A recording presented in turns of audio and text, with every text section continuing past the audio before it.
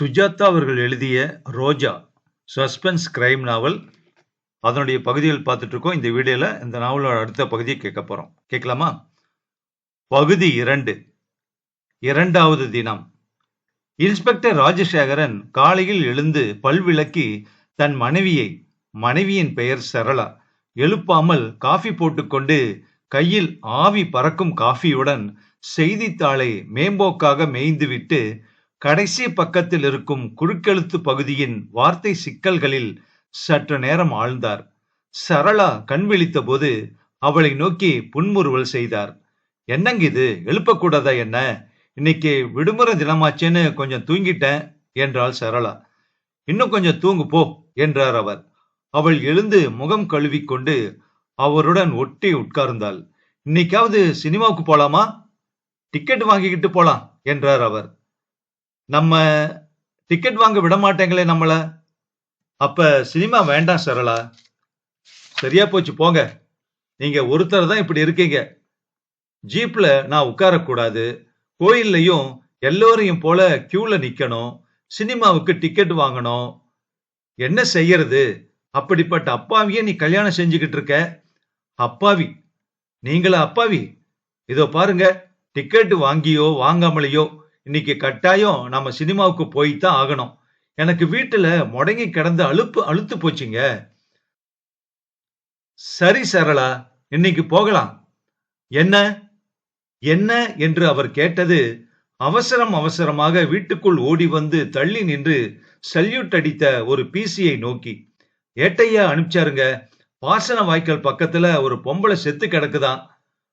தோ உடனே வர இரு. சரளா. சாரி. சரளாவின் முகத்தில் ஏமாற்றம் எழுதியிருந்தது. அதே சமயம் பீதியும் தோன்றியது. ராஜசேகரன் உடை அணிந்து கொள்ள உள்ளே சென்றார். பொம்பளையா என்று பிசியை கேட்டாள் சரளா. ஆமாங்கம்மா, தண்டல கிராமத்து பொண்ணு. என்ன வயசு இருக்கும்? சின்ன பொண்ணா? கொலை செஞ்சுட்டாங்களாமா? தெரியலீங்க. ஐயா வந்தா மேல வேலை நடக்கும். என்னப்பா அது அக்கிரமமா இருக்கு? சரளா, நான் வரதுக்கு லேட் ஆனாலும் ஆகும். நீ வேணா பக்கத்து வீட்டு பாட்டியை கூட்டிக்கிட்டு சினிமா போயிட்டு வா. அதானே சொல்ல வந்தீங்க? எத்தனை தடவை கேட்டாச்சு இத. ராஷ்டிரபதி பதக்கம் கிடைச்சா சரி உங்களுக்கு. Sorry sorry sorry Sarala. அப்ப 3 சாரி நான் வாங்கிக்க போறேன் என்றாள் அவள். ராஜசேகரன் ஜீப்பில் ஏறிக்கொண்டார். ஸ்டேஷனுக்கு போகணுமா சார்? வேண்டாம், நேரா போ. ஹெட் கான்ஸ்டபிள் அங்க போயிருக்காரா? ஆமாங்க. உடல் அங்க இருக்குதா? இல்லீங்க என்று பின்னால் இருந்த ஒரு கான்ஸ்டபிள் பதில் சொன்னான். உடம்ப ஏண்டா எடுத்தீங்க? இல்லீங்க சார், அந்த பொண்ணோட தாத்தா கிழவன் ஒருத்தன் ராத்திரியே அந்த உடலை பார்த்திருக்கான். அதை எடுத்துக்கிட்டு தடுமாறிக்கிட்டு வந்து குடிசையில போட்டுக்கிட்டு ராப்பூரா அழுதுகிட்டே இருந்திருக்கான். தாத்தால தான் தகவல் வந்துச்சு. மாட்டுக்கார பையன் ஒருத்த வந்து சொன்னான், உடம்பு குடிசையில இருக்குதுங்க. அங்க முதல்ல போலாங்களா? போலாம். குனிந்து குடிசைக்குள் நுழைந்தார் இன்ஸ்பெக்டர் ராஜசேகரன். கிழவன் தலையை முழங்காலுக்கு இடையில் வைத்துக் கொண்டு விசும்பிக் கொண்டிருந்தான். கிழவன் அயர்ந்திருக்க வேண்டும். ராஜசேகரன் அருகில் பார்த்தார். கால்கள் தெரிந்தன. கால்களில் கொலுசுகள் தெரிந்தன. உடல் ஒரு சிவப்பு துணியால் மூடியிருந்தது. சீராக தாத்தா என்று கூப்பிட்டார் ராஜசேகரன். தாத்தா, இன்ஸ்பெக்டர் ஐயா வந்திருக்காரு, அவர்கிட்ட சொல்லுங்க. தாத்தா கலங்கிய கண்களுடன் அவரை பார்த்தார். ஐயா ஐயா என்று குரல் கண்ணீரில் கரைய பேச ஆரம்பித்தார் அவர். ஐயா, 17 வயசு தாங்க ஆச்சு. எந்த கொலகார பாவியோ அப்படி அவளை சேதம் பண்ணி உடம்பெல்லாம். தாத்தா அந்த துணியை விலக்கி முகத்தை காட்டினார். அமைதியான முகம். மண்டை மயிரில் இரத்த திட்டு உறைந்திருந்தது. முகத்தில் நகைக்கீறல் தெரிந்தது. இந்த மாதிரியே உடம்பு பூராவும் காயங்கய்யா. இந்த பொண்ண ஒன்னும் தெரியாம நான் வளர்த்தேன். இந்த தை மாசம் கட்டி கொடுக்கலாம்னு குருவி மாதிரி பணம் சேர்த்தேங்கய்யா. தோ பாருங்க. பானைக்குள்ளிருந்து ஒரு மரப்பெட்டியை எடுத்து அதை திறந்து அதிலிருந்து 10 ரூபாய் நோட்டுகளை இறைத்தார். பின் குலுங்கி அழுதார் அவர். ராஜசேகரன் தன் கண்களில் நிறைந்த நீரை பிரயத்தனப்பட்டு அடக்கிக் கொண்டார். தாத்தாவின் முதுகில் தட்டி கொடுத்து, தாத்தா, உங்களுக்கு ஆறுதல் சொல்ல என்னால இல்ல, எவனாலையும் முடியாது. இத செஞ்சவங்களை கண்டுபிடிச்சு தண்டனை கொடுக்கலாம். இனிமே என்ன தம்பி ஆகிறது? என் லட்சுமி போயிடுச்சு. அந்த பேமானி பயல கண்டுபிடிச்சு அவனை சுட்டு பொசிக்கினா கூட அந்த பொண்ணுக்கு உசுறு வருவாங்கய்யா. தாத்தா, நான் அப்புறம் உங்களை வந்து பாக்குறேன் கூறிவிட்டு ராஜசேகரன் வெளியே வந்தார். உடன் ஹெட் கான்ஸ்டபிளும் வந்தார். வெளியே கிராமத்து ஜனங்கள் 50-60 பேர் நின்று கொண்டிருந்தார்கள். அருணாச்சலம், எந்த இடத்துல கிடந்துதான் உடம்பு? இங்கிருந்து 1.5 மைல் இருக்குங்க. வாய்க்கால் ஓரமா குளிக்க போயிருக்குது. கிழவன் சரியா பதில் சொல்லலைங்க. இன்னும் கொஞ்ச நேரம் ஆகும். சரி, அங்க போலாம் வாங்க. அப்புறம் அந்த தாத்தா கிட்ட சொன்னீங்களா உடம்ப ஆஸ்பத்திரிக்கு எடுத்துக்கிட்டு போக வேண்டியிருக்குன்னு? சொன்னேனுங்க, கொடுக்க மாட்டேங்கிறாரு. கேஸ் எழுதிக்கிட்டியா? எழுதிக்கிறேனுங்க. எப்படியும் எடுத்துட்டு போய் தான் ஆகணும். பெரியவரு கொஞ்ச நேரம் கழிச்சு சமாதானம் ஆயிடுவார்னு நினைக்கிறேன். ஹெட் குவார்டர்ஸ் ஆஸ்பத்திரிக்கு வேற போன் பண்ணணும். முதல்ல நாம அங்க போய் பார்க்கலாம் வாங்க. வெளியில் தொங்கிய கயிற்று ஊஞ்சல் காற்றில் ஆடியது. வேலியில் இருந்த மரக்கிளை வரையில் ஒரு தாவணி உலர்த்தி இருந்தது. லட்சுமி வளர்த்த குட்டி நாய் ஒன்று தரையில் மூளையில் கட்டப்பட்டு சுழன்று சுழன்று வந்து வாளை ஆட்டிக் கொண்டிருந்தது. ராஜசேகரன் நிதானமாக தண்ணீர் துறையிலிருந்து துணி துவைக்கும் கல், சற்று மேல் ஏறும் கரை என்று ஒன்று விடாமல் ஆராய்ந்து கொண்டே நடந்தார். அவர் கையில் உடைந்த வளையல் துண்டுகள் சில இருந்தன. குடம் ஒன்று ஓரமாக தலை கவிழ்ந்து கிடந்தது. சகதியில் சிக்கி சில துணிகள் கிடந்தன. 15 பைசா நகை ஒன்று அங்கே கிடந்தது. கல்லில் உட்கார்ந்து அந்த இடத்தின் சுற்றுப்புறத்தை நோக்கினார். மறைவான இடங்க, இங்கிருந்து உறக்க சத்தம் விட்டா கூட கேட்காது. எவனோ தினமும் இது இங்கே வருதுன்னு தெரிஞ்சு வச்சிருக்கான். அந்த ஆளுதான் செஞ்சிருக்கணும். கிராமத்துல விசாரிச்சீங்களா என்றார் ராஜசேகர். கிராமமே கிழவன் வீட்டுக்கு வந்துருச்சு. எல்லாரையும் விசாரிச்சனுங்க. சின்ன கிராமங்க, 40-50 பேர் இருப்பாங்க. இளம் பயலுக ஒரு 8-10 பேர் இருக்காங்க. எல்லாரும் அந்த சக்கர ஆலையில வேலை செய்யறவங்க. நேத்து சாயங்காலம் துணி துவைக்க இங்க வந்திருக்குதுங்க. 7 மணி சுமாருக்கு கிழவன் போய் பார்த்திருக்காரு. கீழே கிடந்துச்சான். நேத்து சாயங்காலம் தான் நடந்திருக்கு. அப்படியா என்றார் ராஜசேகரன். இளம் பயல்களை எல்லாம் முதல்ல விசாரிச்சாங்க. எல்லாம் கரும்பாலையிலிருந்து ஷிப்ட் முடிஞ்சு கூட்டத்துக்கு போயிருந்தாங்களாம். கூட்டமா? என்னது? நேத்து கூட்டம் நடக்கல? துரை பேசினாரே, அதுதானுங்க. ஓ, அதுவா? ராஜசேகரனுக்கு ஒரு கணம் துரையின் பிம்பம் படிந்து சட்டென்று மாறியது. ஹர்த்தால் வேறு இருக்கிறது, 18ஆம் தேதி. அது நடுவிலே இந்த கொலை வேறு. எஸ்பிக்கு போன் செய்ய வேண்டும். ராஜசேகரன் உடைந்த வளையலை பார்த்தார். பலாத்காரம் நிச்சயம். அப்புறம் சாவு. யார் யார் செய்தது? இந்த இடத்துக்கு வர்றதுக்கு ஒத்தையடி பாதை தானே அருணாச்சலம்? ஆமாங்க ஐயா, வழி தெரியாதவன் லேசில இங்க வர முடியாது. அதான் அந்த அப்பாவி பொண்ணு இங்கே குளிக்க வந்திருக்கு. இங்கதான் வருமா கிழமை சொன்னாரு. மறைவான இடம்தான். இந்த இடத்தை பத்தி முன்பே தெரியாமல் இங்க வர முடியாதுல்ல. சின்ன கிராமம் தானே, ஒவ்வொருத்தரையும் விசாரிச்சிருங்க. நேத்திக்கு சாயங்காலம் எங்க இருந்தாங்கன்னு. கிராமத்துல மைனர் மாதிரி அல்லது வேலை இல்லாம சுத்தர பசங்க யாராவது இருக்காங்களான்னு பாரு. எல்லாம் வயல்ல வேலை செஞ்ச பசங்க தான் சார். இப்ப கோஆபரேட்டிவ் வந்தப்புறம் ஆலையில வேலை செய்யறாங்க. எல்லாம் அறியாத பயலுக. ஏட்டையா, எங்க லட்சுமிய கொன்னவனை கண்டதுண்டமா வெட்டி போடுறோம் அப்படின்னு அருவாளும் கையுமா இருக்காங்க. இது வெளியாளு வேலைங்க. வெளியாளுக்கு இந்த இடம் எப்படி தெரிஞ்சிருக்கும்? அதாங்க எனக்கும் ஆச்சரியமா இருக்கு. எதுக்கும் எல்லோரையும் விடாம விசாரிச்சிருங்க. சரிங்க. இன்ஸ்பெக்டர் ராஜசேகரன் கிளம்ப இருந்தவர் மறுபடியும் அந்த படித்துறைக்கு வந்து நின்றார். குற்றம் நடந்த இடத்துக்கு எதிரே சுற்றிலும் பார்த்தார். வாய்க்கால் சலசலக்கிறது. எதிரே அந்த கரையின் மேடு இயற்கையாக இருக்கிறது. ஆழம் அதிகம் இருக்குமா? இல்லைங்கய்யா, இருக்காது. சரி, அந்த பக்கம் போலாம் வாங்க என்றார் அவர். இருவரும் வாய்க்காலை கடந்து எதிரே மேட்டின் மேல் சற்று சிரமப்பட்டு ஏறினர். அங்கிருந்து கீழே பார்த்தார் அவர். இது என்ன மண்டோடங்க போகுது? என்ன அருணாச்சலம்?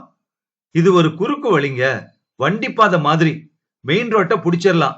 டவுனுக்கு இப்படியும் போலாங்க. சரி, திரும்பி போலாம் வாங்க என்றார் ராஜசேகர். அவர்கள் மறுபடியும் வாய்க்காலை கடந்து எதிர்ப்புறம் வந்து குடிசைக்கு நடந்து சென்றனர். அப்போது சில பெண்கள் அங்கே சீவி முடிச்சியோ சிங்காரம் பண்ணியோ பாவி யமராச பிரித்து கொண்டு போவ என்று மாரில் அடித்துக்கொண்டு ஒப்பாரி வைத்து அழுது கொண்டிருந்தார்கள். தாத்தா திக்பிரமையாக ஒரே பக்கம் நோக்கி உட்கார்ந்திருந்தார். அந்த ஊஞ்சல் வெறுமனே ஆடிக்கொண்டிருந்தது. அருணாச்சலம், ஒரு கான்ஸ்டபிள இங்கே இருக்க சொல்லு, நாம போலாம். ஆஸ்பத்திரிக்கு போன் பண்ணிட்டு எஸ்பி கிட்டையும் சொல்லணும். மத்தியானம் இவங்கள ஒவ்வொருத்தரா விசாரிக்கலாம். ஜீப்பில் திரும்பும் போது ராஜசேகரன் மனம் அலைந்தது. அவருக்கு கிராம ஜனங்களை தெரியும். அவர்கள் எளிதானவர்கள், பயம் உள்ளவர்கள். இந்த மாதிரி குற்றத்தில் நகர வாசனை தெரிகிறது. ஆம், டவுன் வாசனை, டவுனுக்கு போகும் வழி. அருணாச்சலம், அந்த குறுக்கு வழி சொன்னீங்களே, அந்த வழியா ஜீப்பு போகுமா? போகுங்க. அப்ப அந்த பக்கம் கொஞ்சம் ஓட்டுங்க பார்க்கலாம். அங்கே இருந்த ஒருத்தரும் பார்த்திருக்க முடியாதுங்க. மேடு மறைச்சிருக்கும். எவனாவது சோம்பேறி மேட்டு மேல ஏறி இருக்கலாம் இல்லையா என்று அவர் திருப்பி கேட்க, சரி என்று ஜீப் குதித்து குதித்து அந்த பாதையில் சென்றது. பெரும்பாலும் வாய்க்காலை மறைத்துக் கொண்டிருந்த மேடு ஒரு இடத்தில் மட்டும் சரிந்திருந்தது. அங்கிருந்து பார்த்தால் வாய்க்கால் தெரிந்தது. கொஞ்சம் நிறுத்துங்க என்றார் அவசரமாக ராஜசேகர். இங்கிருந்து தெரியுது பாருங்க, அதோ பாருங்க, தூரத்துல கல்லு, அந்த படித்துறை கூட தெரியுது பாருங்க. ஆமா சார், இங்க இருந்த பார்த்தா அந்த மாதிரி தெரியும்னு நினைச்சு கூட பார்க்க முடியாதுங்க. அருணாச்சலம், நீங்க கொஞ்சம் உன்னிப்பா தேடுங்க. ராஜசேகரன் இறங்கி வாய்க்காலை நோக்கி நடந்தார். அங்கே அவர்கள் அரை மணி நேரம் தேடினார்கள். என்ன எதிர்பார்க்கிறேன்? பர்சா? பர்ஸ் ஒன்று அகப்பட்டு அதில் ஒரு விலாசம் சீட்டும் போட்டோவும் இருந்தால் எவ்வளவு சுலபம், அவ்வளவு எளிதாக முடிந்து விடுகிற காரியமா இது? ஆனால் அங்கே ஒன்றும் அகப்படவில்லை. சரி, போலாம் வாங்க. ஜீப் நகர்ந்து மெதுவாக முன் சென்று 2-3 தடவை முன்பின் சென்று திரும்பும் போது கூட ராஜசேகரின் கண்கள் மூடிக்கொண்டிருந்தன. கொஞ்சம் நிறுத்துப்பா என்றார் அவர். ராஜசேகரன் மறுபடியும் வண்டியில் இருந்து இறங்கினார். பாதை ஓரத்தில் முட்புதர்களில் ஒரு ரோஜா மலர் சிக்கிக் கொண்டிருந்தது. அதை மிக ஜாக்கிரதையாக எடுத்தார். சற்று வாடிய ஒரு ரோஜா. ரோஜா பூ சார், நம்ம கண்ணுல இதுவரைக்கும் படலையே. ஜீப்பு மறைச்சிருக்கு, ராஜசேகரன் கூறிவிட்டு மறுபடியும் அந்த ரோஜாவை பார்த்தார். முழுவதும் கருகவில்லை, சற்று வாடிய ரோஜா, நேற்றைய ரோஜா. அந்த மலரின் மேல் பிடிவாதமாக ஒரே ஒரு ஜரிகை இழை ஒட்டி கொண்டிருந்தது. இன்ஸ்பெக்டர் ராஜசேகரன் பத்திரமாக அதை தம் கர்ச்சீப்புக்குள் சுற்றி பைக்குள் வைத்துக் கொண்டார். போப்பா என்றார் அவர். ஸ்டேஷனுக்கு வந்ததும் எஸ்பிக்கு போன் செய்தார். எஸ்பி அஃப்தாப் ஹுசேன் எடுத்த உடனே, ராஜசேகரன், உங்களைத்தான் நான் கான்டாக்ட் செய்யணும்னு 2 தடவை முயற்சி செஞ்சேன். 18ஆம் தேதி ஸ்ட்ரைக்கு செக்ஷன் 144 போட வேணுமா? நிலைமை எப்படி இருக்கு இப்போ என்று கேட்டார். சார், 18ஆம் தேதிக்கு முன்னால வேறு ஒரு விஷயம் நடந்துருச்சு, ஒரு மர்டர். ஓ நோ, பொலிட்டிக்கல் மர்டரா? ஒருத்தனுக்கு ஒருத்தன் அடிச்சுக்கிட்டாங்களா? இல்ல சார், இதுக்கும் அதுக்கும் சம்பந்தம் இல்ல. ஒரு பொண்ணு, கிராமத்து பொண்ணு, ரேப், மர்டர். என்னையா நடக்குது உங்க ஏரியாவுல? நான் உடனே வரணுமா இல்ல மத்தியானம் வந்தா போதுமா? மந்திரி வேற அந்த பக்கம் போறாரு. நீங்க மத்தியானம் வந்தா போதும் சார். பிரிலிமினரியா நான் பாத்துறேன். நான் அடாப்சிக்கு அனுப்பிடுறேன். ஏதாவது கிடைச்சதா குழு? லோக்கல் ஆளுங்களை தட்டி பாருங்க. சின்ன பொண்ணுனா காதல் கீதல் இந்த மாதிரி ஏதாவது இருக்கலாம்ல? இல்ல சார், இது கொஞ்சம் சிக்கலான கேஸ். மத்தியானம் சொல்றேனே டீட்டெயிலா. நான் ஃப்ரீயான உடனே வந்துடுறேன். என்ன? நல்லது சார். டெலிபோனை வைத்ததும் ராஜசேகர் வீட்டு வேலைக்கார பையன் ஸ்ரீதரன் அரை வாசலில் நின்று கொண்டிருப்பதை கவனித்தார். என்னடா அம்மா, நீங்க சாப்பிட வீட்டுக்கு வருவீங்களா இல்ல டிஃபன் பாக்ஸ்ல அனுப்பணுமான்னு கேட்டுட்டு வர சொன்னாங்க ஐயா. ராஜசேகரனுக்கு அப்போதுதான் வயிற்றில் பசி தெரிந்தது. வந்துடுறேன்னு சொல்லு, ஆனா எனக்காக காத்திருக்க வேண்டாம். அம்மாவை சாப்பிட சொல்லிடு. இல்லைங்க ஐயா, அம்மா சாப்பிட மாட்டாங்க. சரி, நீ போ, நான் வந்துடுறேன். ஆஸ்பத்திரிக்கு போன் பண்ணினார். இருப்பது ஒரே ஒரு ஓட்டை ஆம்புலன்ஸ் வண்டி. அது கிளம்பி கிராமத்துக்கு சென்று உடலை எடுத்துக்கொண்டு போய் அது பரிசோதிக்கப்பட்டு நாளைதான் ரிப்போர்ட் கிடைக்கும். பெருமாள், அருணாச்சலம், நீங்க 2 பேரும் சாப்பிட்டுட்டு அப்படியே ஆஸ்பத்திரிக்கு போயிட்டு வந்துருங்க. சரளா வாசற்படியில் நின்று கொண்டு அவனிடம் கேட்டாள். மறுபடியும் போகணுமாங்க? ஆமா சரளா, சாப்பிட்டு உடனே போகணும். எஸ்பி வராரு. ஏதாவது கண்டுபிடிச்சீங்களா? ம், அந்த கொலை பத்தி ஏதாவது தெரிஞ்சுதா? இந்தாங்க, முகத்தை தொடச்சுக்கோங்க, துண்டு இந்தாங்க. ராஜசேகரன் தன் பைக்குள்ளிருந்து கைக்குட்டையை எடுத்து அதை கவனமாக பிரித்து அந்த ரோஜா மலரை சரளாவிடம் காட்டினார். கண்டுபிடிச்சேன் என்றார். பூ எனக்கா என்றாள் சரளா. எனக்கு என்றார் ராஜசேகரன். சாப்பிட்ட உடனேயே ஸ்டேஷனுக்கு கிளம்பி விட்டார். எஸ்பிக்காக காத்திருந்தார். அஃப்தாப் ஹுசேன் வந்தபோது மணி 3:30 இருக்கும். ஹுசேன் சற்று குட்டையானவர், நரம்புகள் தெரியும் விசால நெற்றி, வருஷ கணக்கில் யோசித்து சுருங்கிய புருவங்கள், ஒரு தழும்பு. என்ன ராஜசேகரன், என்னதான் நடக்குது இந்த ஊர்ல? ஏதாவது கைது பண்ணும்படியா இருக்குதா கேஸு? இன்னும் இல்ல சார். பொண்ணுக்கு தெரிஞ்சவங்க, லவ்வர்ஸ் இப்படி எது உண்டா? சின்ன பொண்ணுங்க, உடம்ப ஹெட் குவார்டர்ஸ் ஆஸ்பத்திரிக்கு அனுப்பியிருக்குங்க. 18ஆம் தேதி ஸ்ட்ரைக் வேற இருக்குது, துரை வரானாமே. துரை தெரியுமா உங்களுக்கு என்று ராஜசேகர் எஸ்பியை கேட்டார். தெரியும், வம்புக்காரன். அவனை உள்ள தள்ளிட்டா எல்லாமே ஒழுங்கா நடக்கும். வேண்டாங்க, அதுக்கு தேவை இருக்காது. ரிசர்வுக்கு ஏற்பாடு செஞ்சிருக்கேன். எதுக்கும் நாளைக்கு சாயங்காலம் 144க்கு மாஜிஸ்ட்ரேட் ஆர்டர் ஒன்று வாங்கி வச்சுக்கலாம். என்ன ராஜசேகர்? இல்ல சார், மேனேஜ் பண்ணிடுவேங்க. கூட ஆள் அனுப்பி வச்சா போதும். அந்த சமயத்துல முன்னாலேயே அதிகமாக கைது பண்றது நமக்கு கூட டிஸ்அட்வான்டேஜ் தான். ஒவ்வொரு கைதிக்கும் ஒரு போலீஸ்காரர் போடணும். பயத்திலே நம்ம கொண்டு வந்துடலாங்க. பெரும்பாலும் கிராமத்து ஜனங்க, சட்டத்துக்கு கட்டுப்பட்டவங்க. உங்களுக்கு துரைய தெரியாது ராஜசேகர்? தெரியாதுதான் சார், ஆனா தெரிஞ்சுக்க போகிறேன். எனக்கு மறியலை பத்தி கவலை இல்லைங்க. அந்த பொண்ணுதான் என் மனசை உறுத்துது. சென்ஸ்லெஸ் மர்டர் என்றார் வருத்தத்துடன். மர்டர் தானா? அடாப்ஷன் ரிப்போர்ட் வந்துருச்சா? இல்ல சார், நாளைக்கு தான் கிடைக்கும்னு தோணுது. இப்பதான் போயிருக்கு.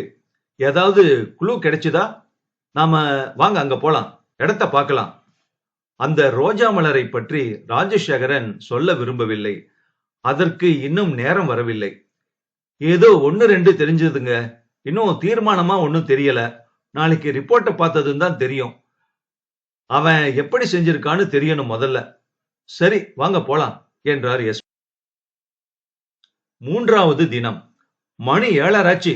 சரளாவின் குரல். ராஜசேகரன் விழித்தார். ஆஸ்பத்திரிக்கு போகணும் சரளா. சரளாவின் முகம் வாடியது. கொஞ்ச நேரம் அந்த கேஸ மறந்துதான் இருங்களேன். இல்ல சரளா, மறக்க முடியலையே. அந்த பொண்ணோட முகத்தை நான் பார்த்துட்டேன். அதை மறக்கவே முடியல. படுக்கையில் எழுந்து உட்கார்ந்து கொண்டார். அந்த இளமைய இவ்வளவு கோரமா அழிச்சவனுக்கு நம்ம சட்டங்கள்ல இருக்கிற தண்டனை போதுமானு எனக்கு யோசனையா இருக்கு சரளா. என்ன ஜனங்க இவங்கெல்லாம். இந்தாங்க காஃபி என்றாள். அதை வாங்கி குடிக்க ஆரம்பித்தார் ராஜசேகரன். என்னங்க, பல் தேய்க்காமலேயே குடிக்கிறீங்க காஃபிய? ஆமா பாரு, மறந்துட்டேன் என்று எழுந்தார்.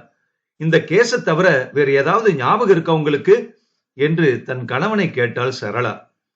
சிவில் அசிஸ்டன்ட் சர்ஜன் பழுப்பான ஃபாரத்தை நிரப்பிக்கொண்டே சொன்னார். Major injuries 3, minor 9. அவ இறந்தது கன்கஷனால சொல்லலாம். பின்பக்கமா பாறையில விழுந்ததுனால மண்டையில் அடிபட்டு ஸ்கல் உடைஞ்சிருக்கு. மார்புல நகம்பட்ட காயங்கள் இருக்கு. ரிப் ஒண்ணு உடைஞ்சிருக்கு. ரொம்ப லேட்டா கொண்டு வந்திருக்கீங்க சார். வெட்டுறது கஷ்டமா இருந்தது. டாக்டர், வஜைனல் ஸ்வாப் எடுத்தீங்களா? Oh yes, rape, clear rape. Evidence நிறைய இருக்கு. Thanks doctor. ஒரு கிழவன் ஒருத்தன் உடம்ப கேக்குறான். அரை வாசல்லையே உட்கார்ந்து இருக்கான். கிளீனா தான் செஞ்சிருக்கேன். திருப்பி கொடுக்கணும்னா அப்படியே நாம கொடுத்துடலாம். ஸ்டேஷனுக்கு திரும்பி சென்றதும் அவர் தன் அறையில் மேஜை மேல் அந்த ரோஜா மலரை வைத்துக் கொண்டு சற்று யோசித்தார். அருணாச்சலம், கொஞ்சம் வாங்க என்று கூப்பிட்டார் அருணாச்சலத்தை. முந்தானேத்திக்கு வேற எங்காவது மீட்டிங் நடந்ததா தெரியுமா உங்களுக்கு? இல்ல சார், சக்கரால வாசல்ல நடந்ததே, அது மட்டும்தான். அருணாச்சலம், அந்த கூட்டத்துக்கு நானும் போயிருந்தேன், நீங்களும் வந்திருந்தீங்க. நான் அந்த கூட்டத்துல என்ன பார்த்தேன்னு சொல்றேன். ஏதாவது தப்பா இருந்தா நீங்க சொல்லுங்க. சரி சார். 4:30 மணிக்கு கூட்டம் தொடங்குச்சு இல்ல? ஆமா சார். சங்கு ஊதுன உடனே முதல்ல ஜிப்பா போட்டுக்கிட்டு ஒருத்தர் பேசினாரு. சரி சார். அதுக்கு முந்தி ஒரு ஆள் டேப் அடிச்சு பாடினான். சாமானியனின் யூனியன் இல்ல. குட் சார், நல்லா நீங்க கவனிச்சிருக்கீங்க. அப்புறம் துரை வந்தான். வந்த உடனே அந்த பேச்சுக்காரன் நிறுத்திட்டான் தன்னுடைய பேச்ச. துரை உடனே பேச ஆரம்பிச்சான். துரை 1 மணி நேரம் பேசியிருப்பான் இல்ல. அப்புறம் அந்த யூனியன் காரியதரிசி வந்தனம் சொன்னாங்க. ஜனகணமன வாசிச்சாங்க. அவ்வளவுதாங்க. நான் ஒன்னும் விடலையே அருணாச்சலம். இல்லைங்க சார். இல்ல அருணாச்சலம், உங்களுக்கு இன்னும் அப்சர்வேஷன் வேணும். ஒரு விஷயத்த நான் விட்டுட்டேன். அருணாச்சலம் யோசித்து, இல்லீங்களே, வேற ஒருத்தரும் பேசலீங்களே என்றார். பேச்சு இல்ல. நடுவுல துரைக்கு மாலை போட்டாங்களே, ரோஜா மாலை. அப்புறம் ஒரு செண்டு கொடுத்தாங்களே அவனுக்கு. ஆமா சார், எல்லா கூட்டத்திலையும் தானே மாலை போடுறாங்க. அதனால நான் அதை மறந்துட்டேன். அந்த கூட்டத்துல போட்ட மாலை கொஞ்சம் விசேஷமான மாலை, கவனிச்சீங்களா? அருணாச்சலம் அந்த ரோஜா பூவை பார்த்தான். சார், நீங்க சொல்றது இந்த பூ அருணாச்சலம், அது வெறும் ரோஜா இல்ல. அதோட ஒரு ஜரிகை இலை இருந்தது. அதுக்கு என்ன அர்த்தம்? அது மாலையில இருந்த ரோஜா. அன்னைக்கு கூட்டத்துல யாரு மாலை போட்டுக்கிட்டாங்க? துரைதாங்க. அப்புறம் கூட்டத்துல போனாங்களா? போறபோது மாலை எடுத்துக்கிட்டு போறத நான் பார்த்தனே. இத வச்சுக்கிட்டு சொல்லிட முடியுமா சார்? எவனாவது பூக்கடைக்காரன் மாலை கட்டிக்கிட்டு இந்த பக்கம் போயிருந்தா கூட பூ விழுந்திருக்கலாம். வாஸ்தவம் தான் அருணாச்சலம். எனக்கு ஒரு வித சந்தேகம் தான் தோணுது. பூ விழுந்து கிடக்குது. பூ ரோஜா பூ, மாலை பூ. அன்னைக்கு மாலை போட்டுக்கிட்டவங்கல்ல ஒருத்தன் துரை. அப்ப நாம் அந்த துரைய போய் பார்க்க வேண்டியது, அவ்வளவுதான். ஆமா, அவன் எந்த ஊருக்காரன் தெரியுமா உங்களுக்கு? அவன் டவுன் ஆசாமி சார். ஆனா இன்னைக்கு பெரிய பள்ளத்துக்கு வரான். நாளைக்கு மறியல் இல்லையா? யூனியன் ஆபீஸ்ல மத்தியானம் இருப்பான் சார். அவனை அன்னைக்கு நான் சந்திச்சேன். கொஞ்சம் மொறப்பாதான் இருந்தான், குடிச்சிருந்தான். அவனை மறுபடியும் சந்திக்க எனக்கு கொஞ்சம் ஆவலா கூட இருக்குது அருணாச்சலம். சார், இந்த கேஸ கண்டுபிடிச்சிடலாம்னு நீங்க நினைக்கிறீங்களா? முயற்சி பண்ணி பார்க்கலாம்னு நினைக்கிறேன். கிராமத்துல கொஞ்சம் ஆளுங்க கிட்ட ஸ்டேட்மெண்ட் வாங்கியிருக்கேன். எஸ்பி இன்னைக்கு மறுபடியும் வராரா சார்? ஆமா அருணாச்சலம், மத்தியானம் வருவாரு. அவருக்கு ஒரு ரிப்போர்ட் கொடுக்கணும். அதுக்குள்ள இந்த துரைய ஒரு தடவை போய் பாத்திரலாம்னு தோணுது எனக்கு. சரி சார், சாப்பிட்ட உடனே கிளம்பிடலாம். சரி, நீ என்னோட சைக்கிள் எடுத்துக்கிட்டு போ. சீக்கிரம் திரும்பி வா. இந்த ₹1 ஹோட்டல்ல போய் ஃப்ரீயா சாப்பிடுறேன்னு நான் கேள்விப்பட்டேன். அது வேண்டாம் இனிமே. என்ன அருணாச்சலம்? சரி சார். யூனியன் ஆபீஸில் ஆயுத பூஜைக்கு இட்ட சந்தனமும் குங்குமமும் இன்னும் அப்படியே இருந்தன. ரிஜிஸ்டர் நம்பர், பெயர் எழுதப்பட்ட வர்ணங்களில் இருந்தே யூனியன் ஏஐசிடியுவா அல்லது ஐஎன்டியூசியா என்று சொல்லிவிடலாம். உள்ளே அறையில் மேஜை போடப்பட்டு அதன் அருகில் பெஞ்சில் சிலர் பத்திரிகை படித்துக் கொண்டிருந்தார்கள். சுவரில் சர்க்குலர்கள், தலைவர்களின் படங்கள், வாசகங்கள். துரை ஓரத்தில் மேஜை அருகில் 4 பேருடன் கூடி பேசிக் கொண்டிருந்தான். பன்னா வெளியே நின்று கொண்டு நேவி ப்ளூ சிகரெட்டை பிடித்துக் கொண்டிருந்தான். காலையில ஷிப்ட் எத்தனை மணிக்கு? 7:30க்குங்க. 6:30க்கே 10 ஆளுங்க தொழிற்சாலை வாசல்ல நிக்கட்டும். சில பேர் முன்னால வந்தாலும் வந்துருவாங்க. முதல்ல சகோதரர்களே உள்ளே போகாதீர்கள்னு கேட்டுக்கணும். 100 அடி தள்ளியே இது நடக்கட்டும். நான் டவுன் ஹால்ல இருந்து 6 மணிக்கு ஊர்வலம் ஆரம்பிச்சு 7 மணிக்கு தொழிற்சாலைக்கு வந்துடுறேன். என்னடா பண்ணா? துரை, அந்த இன்ஸ்பெக்டர் வந்திருக்காரு. யாரு? அந்த ராஜசேகரனா என்றான் பெருமாள். எதுக்குடா? உங்களை பார்க்கணுமா? என்னையா என்றான் துரை. ஆமா. இரு பெருமாள், இதோ வரேன். துரை தன் லுங்கியை அரைக்கட்டாக கட்டிக்கொண்டான். விரல் இடுக்கில் பிடித்த சிகரெட்டை மிதித்து அணைத்தான். வெளியே வந்தான் துரை. ராஜசேகரன் ஜீப்பில் உட்கார்ந்திருந்தார். துரை வாசலிலேயே நின்றான். ராஜசேகரன் இறங்கி வந்தார். உங்களதான் பார்க்கணும்னு வந்தேன் என்றார் அவர். எதை பத்தி கேட்டான் துரை. நாளைக்கு ஸ்ட்ரைக்க பத்தி, அப்புறம் இன்னும் சில விஷயங்களை பத்தி. இன்னும் சில விஷயங்கள்லாம் புரியல. முந்தா நாள் நீங்க இங்க கூட்டம் முடிஞ்சப்புறம் எங்க போனீங்க? டவுனுக்கு போனேன். அங்க இன்னொரு கூட்டம் இருந்தது. எப்படி போனீங்க? ஜீப்ல. எந்த வழியா? எனக்கு அதெல்லாம் ஞாபகம் இல்ல. நீங்க எதுக்கு இதெல்லாம் கேக்குறீங்க என்கிட்ட? சரி, உங்க முகத்துல என்ன காயம்? துரை தன் முகத்தை தடவிக்கொண்டான். உடனே தன் ஜிப்பாவின் மடக்கி இருந்த பாகத்தை விடுவித்துக் கொண்டு தன் வலது கையை மூடிக்கொண்டான். கையில கூட காய் ஏதாவது இருக்கே என்றார் ராஜசேகரர். இன்ஸ்பெக்டர், நீங்க எதுக்கு இதெல்லாம் என்ன கேக்குறீங்கன்னு எனக்கு புரியல. மிஸ்டர் துரை, தண்டலம் கிராமத்தில் இருந்த ஒரு பொண்ண யாரோ ஒரு ஆள் வந்து பலாத்காரம் பண்ண அவள் இறந்து போயிட்டா. முந்தா நேத்து சாயங்காலம். என்னது, இறந்து போயிட்டாளா? அவன் கேள்வியில் உண்மையான ஆச்சரியம் இருந்தது. ஆமா. பொண்ணா? ச்சே, டே பொண்ணா, கேட்டியாடா இத? இந்த மாதிரி அக்கிரமங்கள்லாம் நடக்குது இப்போ. பண்ணா என்கிற பத்மநாபன் முகத்தில் ரத்தம் இழந்து நிற்பதை கவனித்தார் ராஜசேகரன். இன்ஸ்பெக்டர், நான் ஊரூரா பேச்சு பேச்சுன்னு சுத்துறவன். தண்டலம் கிராமம் எங்க இருக்குன்னு எனக்கு தெரியாது. அந்த வாய்க்கால் எங்க இருக்குன்னு எனக்கு தெரியாது. ஏதாவது தெரிஞ்சா நான் உங்ககிட்ட. மிஸ்டர் துரை, வாய்க்காலா? நீங்க தானே சொன்னீங்க ஏதோ வாய்க்கால பத்தியா? இல்லவே இல்லையே. பின்ன யார் சொன்னாங்க? வாய்க்காலோ என்னவோன்னு? பெருமாள். ஆமா, பெருமாள் தான் யாரோடையோ இத பத்தி பேசிக்கிட்டு இருந்தாரு. எனக்கு வேற வேலை இருக்கு. நீங்க வேற ஏதாவது என்கிட்ட கேட்கணுமா? உடனே ராஜசேகரன், இல்ல, உங்களுக்கு நிறைய வேலை இருக்கும், நீங்க போங்க என்றார். துரை யூனியன் ஆபீஸுக்கு உள்ளே சென்று விட்டான். அவனுக்கு பாட்டில் தேவையாக இருந்தது. அப்போது ராஜசேகரன் ஜீப்பில் வந்து உட்கார்ந்து கொண்டார். அருணாச்சலம், துரை கூட ஒரு பையன் இருந்தானே, அதோ பாரு அங்க போறானே, அவனை ஞாபகம் இருக்குதா? அவன் எப்பவும் துரை கூடவே இருப்பான் சார். வருவான் போவான். அன்னைக்கு ஜீப் ஓட்டிக்கிட்டு வந்தான். பண்ணா விடுவிடுவென்று நடப்பதை பார்த்தார். கடை தெருவின் கூட்டத்தினோடே அவன் திரும்பி திரும்பி பார்ப்பதை கவனித்தார். நேராக ஜீப்பை செலுத்தினார். பண்ணாவின் பின்னாலேயே சென்று அவன் அருகில் ஜீப்பை நிறுத்தி, இந்தாப்பா இங்க வா என்றார் ராஜசேகரன். பண்ணா பயத்துடன், என்ன சார் என்றான். எங்க போற என்று கேட்டார். அதோ அந்த சினிமா கொட்டகை வரைக்கும் போறேன் சார். ஏறு, நான் கொண்டு போய் விடுறேன். இல்ல சார், நானே போய்க்கிறேன். ஏறா. பண்ணாவை அருணாச்சலம் பின்னால் தூக்கி உட்கார வைத்தான். ஜீப் புறப்பட்டது. இந்த நாவலோட தொடர்ச்சியை அடுத்த பகுதியில கேட்கலாம்.